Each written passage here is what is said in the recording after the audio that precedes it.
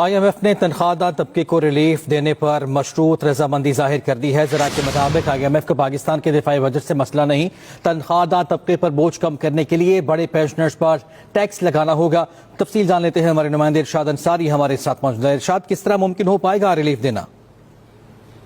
آج دیکھیں، وزارت خزانہ کے سینئر آفیسر سے ہماری بات ہوئی تھی، ان کا یہ کہنا تھا کہ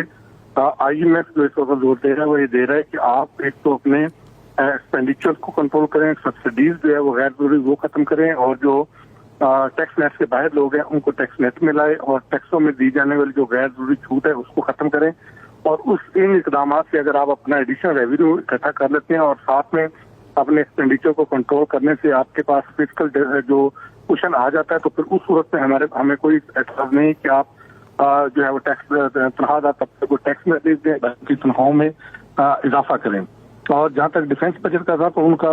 اس میں تھا کہ اس میں ان کو کوئی مسئلہ نہیں ہے، اور اس میں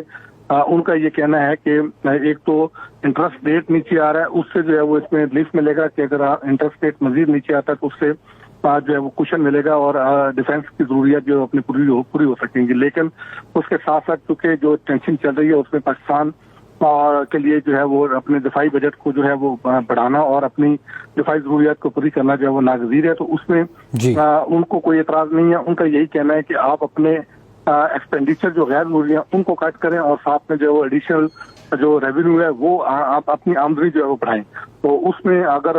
پاکستان جو ہے وہ یہ اقدامات اٹھاتا ہے، پاکستان اقدامات اٹھائے گا۔ شکریہ، آپ نے آگاہ کیا ارشاد انصاری۔